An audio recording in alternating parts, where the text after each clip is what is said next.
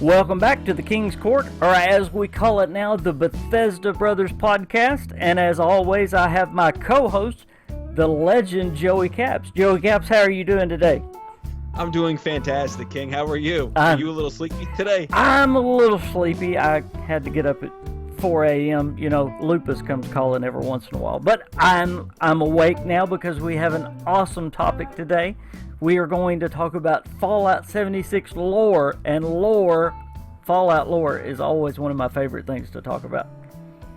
Absolutely love it, yeah. When Fallout 76 first came out, there were a lot of people that were angry about some of the things they started hearing about its lore, and I'm sure you heard some of those things they were angry about.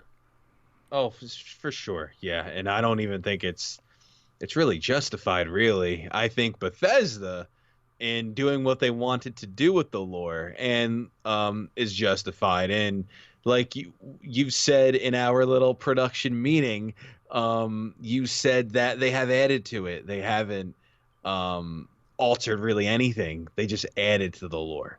So, you know, and the one thing that people seem to forget, Fallout 76 is a prequel. It's a prequel. It happened before every single Fallout game. That's right. So it actually happened before Fallout 1. Yeah. So 50 years before, or 60 years. And people thinking, and this is what, I know you just said it, I'm going to say it a little bit different, but they think they changed the lore. They didn't change the lore. It's not like, and I know this happened with Fallout 4, the jet issue. But with Fallout 76, they haven't changed any of the lore. They didn't retcon anything. They have added to the lore. They have enhanced the lore. There you go. I'll change the word there. They have enhanced it by adding to it. We have so much more information now that has been added to what happened with Fallout 1, Fallout 2. And real Fallout lore lovers should be very happy because Fallout 76 is so rich in lore. I love the story of Fallout 76, and I love the lore it gives. But today I want to look at 3 specifics, and then we can look at some others if we have time, and we don't ever have time because these are short podcasts. But I want to look at 3 specific things that people had a fit over right at first, that they say broke canon with Fallout, which is the Brotherhood of Steel, being in West Virginia, bottle caps being in West Virginia as currency, and Super Mutants being in West Virginia, because of course all of these things were supposedly just on the West Coast during this time. And we can talk about other things if you want to, but these were the things that just infuriated people when they first heard about it being in Fallout 76. Let's start with bottle caps, because this one seems to come up a lot. I'm sure you've heard about this one as well. What do you think about bottle caps being in West Virginia here before the war? I think it's fitting. It's you know, in White Springs, right? Yes. We were talking earlier, actually, in White Springs. Wasn't that for their own guests? That was their currency, right? And then in the hotel, right? In the hotel, and the so like after when the bombs fell and the destruction happened, nobody reprogrammed the bots, right? Absolutely. So in that regard, so then all of a sudden, it became caps. That was the only way that you could exchange, was through caps. Yeah, it was a celebration. It was a promotion, actually, put on by White Springs and Nuka-Cola to promote the beginning of Nuka-Cola Quantum. Nuka-Cola Quantum had just come out. So they made, at the hotel, bottle caps a currency just for a limited time. Or it was supposed to be for a limited time anyway, there at the hotel. And the bombs dropped and changed everything, of course. Yeah. So they were kind of stuck there with the bottle caps being currency. And you think about it, the White Spring had everything that the Wasteland needed. Number one, it had protection with the robots. And number two, it had all the stores. So everybody that was left alive after the bombs dropped flocked to the White Spring to trade. And the currency at the White Spring was what? Bottle caps. Yeah. So the main currency of Appalachia became bottle caps. Now, this upset people because, no, that can't be, because we learned in Fallout 1, bottle caps started for a whole different reason out on the West Coast. They started in 2093 out on the West Coast, and this was really neat. And we know they started because they can't be, what's the word, Joe? Counterfeited. Counterfeited, thank you. Me and Joe we've been together long enough, we can think of what each other's thinking about. We can say what each other's thinking about. It's kind of scary. Yeah. Paper money could be counterfeited, but the bottle caps couldn't. So they exchanged the bottle caps for water. And they started doing that in 2093 out in California. So people were upset. They did it for a whole different reason out there in California. Yeah. And now you're saying that's what happened in West Virginia? You're just changing the lore. Yeah, no, it's not. It's not changing the lore, because think about the date that you just said. You said 2093 is when they started this thing. You know, is when they started using bottle caps as the official way of trading in California. In California, and that's fantastic. Good for them. But to be completely honest with you, they were 16 years too late. Because think about this. In my opinion, I don't think that somebody, because that's just the general idea. The general thing was, okay, can't counterfeit bottle caps. Let's use it as currency. Bada bing, bada boom. That's it. But it's not like bottle caps was the first thing on their mind. I highly doubt that. They probably thought, okay, let's just exchange things. So I'll give you ammo for water and so right. In the actual Fallout universe, bottle caps probably wasn't the first thing that they thought of. So what I'm saying is they had to get this idea somewhere. So they could have said, right? They could have maybe said, hey, somebody in let's say in West Virginia at the White Springs, or somebody could have had some type of knowledge, right? Because they could have been alive before the war. So they could have had some type of knowledge that White Springs and maybe in other locations in the country in Fallout, yes, that they were actually using bottle cap currency before the bombs dropped. And maybe throughout the country, even maybe in California, right, there were bots, robots that you had to trade with that only were programmed to accept bottle caps. Are you saying maybe the East Coast influenced the West Coast? Yeah. Oh, wow. It could have. It could have, but I think it goes much bigger than West Virginia, if that makes sense. Oh, absolutely. Because I think it could have happened in multiple places, but we just know what happened in West Virginia. And it happened before these robots were programmed before the bombs fell. And then all of a sudden, obviously, the Great War happened and everything happened. So that was the only way you could trade, and the Wasteland adapted to it. I just feel, in my opinion, like what you said earlier, all they did was add to it. They didn't change anything. It was the general idea was just, can't counterfeit bottle caps. Let's make this the currency. For people to sit down and think of a currency like that, that's a bit outrageous to me, in my opinion, because you would just think they would just trade supplies for supplies, Right. But now, with White Springs and the bots being programmed the way Bethesda they gave them were, a reason, yeah. Yeah. exactly.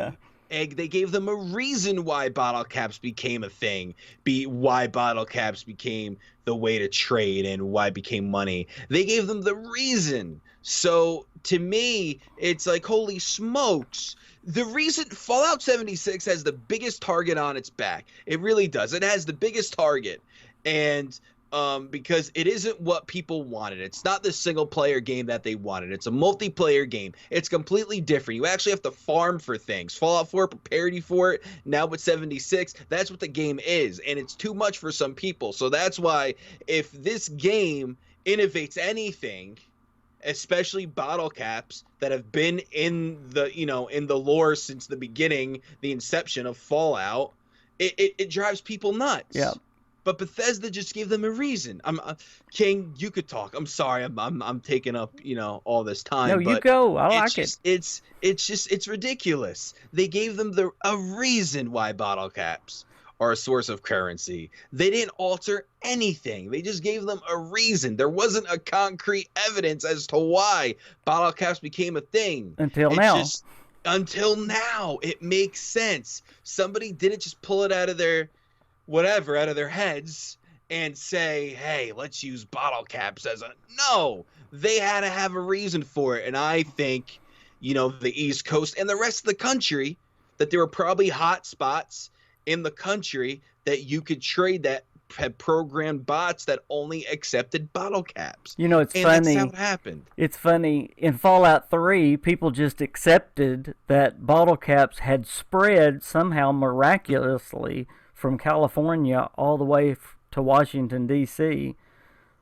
Okay, they just accepted it. Nobody griped. Nobody complained. The reason I could tell you. But now it's been explained and people gripe. Isn't that funny? Yeah, I could tell you the reason why Fallout 3. Fallout 3 was a lot of people's introduction to the series. Mm-hmm. So a lot of people just didn't know, much about Fallout. A lot of people's first Fallout game was 3. Yeah. So then they played 1 and then they got to learn the lore. But you're not going to bash a game that you love and fell in love with, Yep. So you're not going to touch it, but you're going to touch this game, which it makes as much sense as Fallout 3 does when it comes to lore. Fallout 3, I love the game. One of my favorites. I can't pick a Fallout over another game, another Fallout. It's just weird to me, but it's just Fallout 3 did a lot of things wrong, and did people hit it hard? A tiny bit, but not as hard as they're obliterating 76. Oh, absolutely not. Obliterating this game. And Bethesda has backed up their reasons as to why things are the way they are in 76. Well, let's move on to the Brotherhood of Steel. Another one that's been backed up, but this one I actually figured out before they even gave a reason. It's very easy to understand. But let's talk about the Brotherhood of Steel for a minute. It was created by Roger Maxson, of course, in California just before the Great War in 2077. And of course, they were stationed on the Mariposa military base there in California. And people went crazy again. How in the world could there be a Brotherhood of Steel in West Virginia here in 2102? And I have a question for you, Joe. Well, why was the Brotherhood of Steel formed? Why would Roger Maxson form the Brotherhood of Steel? Why would a guy in the military, in the U.S. military, defect from the military and form the Brotherhood of Steel? He would have to be pretty passionate about not liking the way the military was going, right? Right, yeah. Absolutely. And if he had that much passion about defecting from his oath, now think about that. He actually defected from the military to form the Brotherhood of Steel. That would take great passion. Yes. And if he had that, don't you think that he might have passion enough to recruit people around the country to his cause? Oh, certainly. Certainly. And if he was going to recruit people, do you think one of the places he might start would be around Washington, D.C.? Of course. Well, the White Spring just happens to hold the vault of the most important people of Washington, D.C. Mm. Huh. Yeah. Yeah. Yeah. See, Yeah. I don't know. Yeah, Yeah. without the terminals of Fallout 76, we already can figure out what happened. But then you go Yeah. read the terminals. Of course, he was in contact with somebody in West Virginia. He had been talking to, who was it, Elizabeth, what was her name? Taggarty. Elizabeth Taggarty for a long time, and she did form the Brotherhood of Steel in Appalachia. What was it, by 2102 they were fully formed, and Well, by 2102, they had been wiped out by they the had been wiped Scorch. out. Okay, So yeah, they were formed prior to that. yeah. And you know, it wasn't long. You think about it, it wasn't long after that there were Brotherhood of Steel units in Texas, and of course, Texas during that time would consist of Arkansas, Oklahoma, Texas had grown. It wasn't just what we know of Texas today. Brotherhood of Steel was in Boston, we know of, in Fallout 4. There was a Brotherhood of Steel unit up in the northern part of the United States. Why would we think it's strange that the Brotherhood of Steel was in West Virginia? Yeah, I mean, it isn't strange. It's right by Washington, D.C. Like you said, the most important people were put in White Springs. So it isn't strange at all. That would be the It is, first place that he would yeah, contact. exactly. You would, of course, you would contact DC. Of course, you would He's contact a military Washington. man. Yes. Yeah, it's just like we've said before. This game, like I said before, this game has a huge target on its back, and anything that it does, people are gonna cry. People are going to cry. This game isn't lore breaking. It's Nope. not. They're not breaking anything. Everything that they are doing makes absolute sense. But So please. think about how much enhancement that just gave to the lore, though, of the Brotherhood of Steel. Oh my goodness, of course. Yep. Now, Super Mutants. Let's talk about them for a minute, because the lore of the Super Mutants really gets enhanced, and I hope I can get this in because we're already running close here.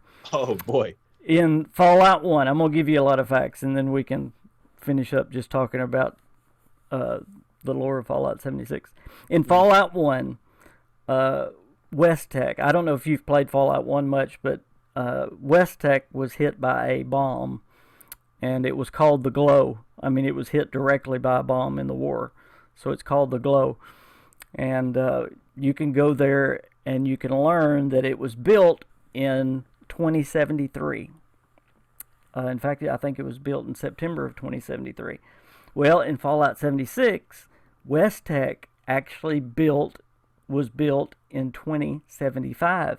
Not only was the West Tech building built in 2075, but Huntersville was established in 2075 as a West Tech outpost.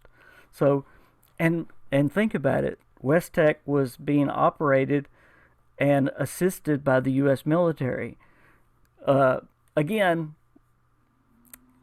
they were operating out of California. Where would be another place that the U.S. military would be operating? Right outside of Washington, D.C., of course. And very quickly, now it's very deep and wonderful, and this would be a whole other video. But the basic thing that West Tech was doing was they were trying to work on a way to change human DNA to, how do you explain it? To combat what China was doing with their biological weapons. And that eventually became the FEV virus, because they started testing on animals, and then they eventually started testing on humans, and of course that turned into the growth hormone and all that. And that's exactly what happened in Huntersville, which changed the people into super mutants as well. But Very quickly, I want to tell you what happened in West Virginia because it's very cool. And I know I'm not letting you talk. Uh, what Oh, go on. what West Tech was doing in West Virginia was a little bit different than what happened in California. They were actually doing what was called the Greenhouse Initiative in West Virginia. They were working on plants, uh, and they were trying to end world hunger, which was, that sounds really good. But you put the U.S. government, you get them involved, and it it kind of gets bad. Yeah.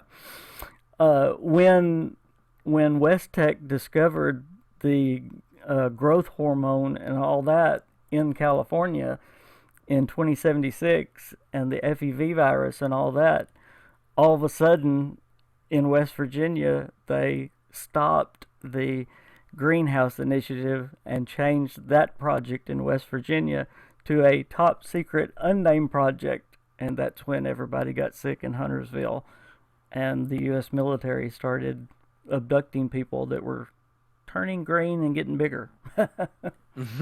It's a really neat story. See, again, people fail to read the notes and the terminals and all that, but it's so cool when you get into the lore of Fallout 76. And it fits perfectly with what was going on in Fallout 1. Yes. I love the things that Bethesda does with the lore in all of their games. It's actually it's pretty freaky what they do sometimes. Yeah. And how they relate things and how they tie things Tie in it together. Yeah. It's pretty remarkable with, obviously they didn't create Fallout, but they sure have done a heck of a job in adding to it and putting, their own spin on it. And I absolutely love it. I love reading, through all the lore and Fallout in general. It's just, the thing is, it's like for people to say that Fallout 76 isn't lore friendly, doesn't make sense.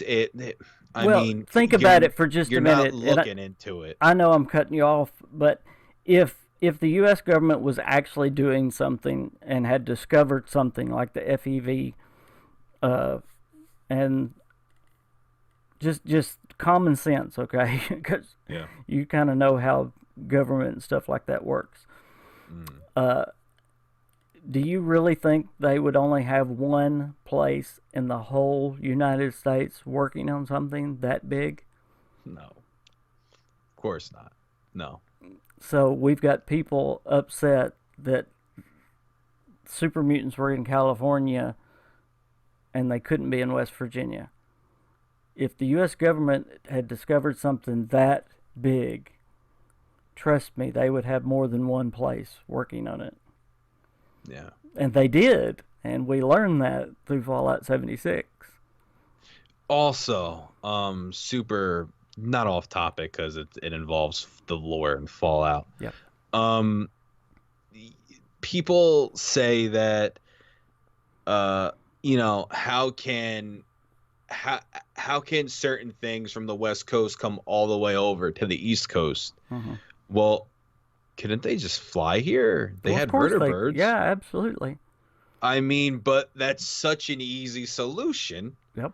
As to why certain things carried over. And there is a vertibird with the Brotherhood of Steel, absolutely, in Watoga, if you've ever been there. Yeah, it's just like they could just fly. You could fly throughout the country, see certain things, how people have settled, how No, you can't fly. Fusion core wouldn't last that long. you don't you have multiple fusion cores? I'm teasing. A fusion core would last that long. It was a joke. Yeah. It's just like, yeah, but if somebody were to say that, you have multiple, just like you would have in your power armor. Of course you could. So people are just picking. No, you hit the nail on the head. It's people not wanting to give Fallout 76 its due. Yeah. And it's a much different game from anything that they have ever done. It is. It's much different, but once when you get the hang of it, it's pretty addicting and it's really good. It It's a is. lot of fun. Now, the things we didn't touch on, I love to dive into the Enclave. There's some other things that maybe we'll bring out in other podcasts. I hate, though, that we're out of time, but I love the lore. I love talking about the lore. So we need to do that at another podcast. But, man, thank you for being on this one and talking about Fallout 76 stuff with me. Of course. Thank you for having me. I always enjoy talking to you, and I can't wait for the next episode. Alrighty, man. Talk to you next time. Bye, bye. Thanks, man. Appreciate it.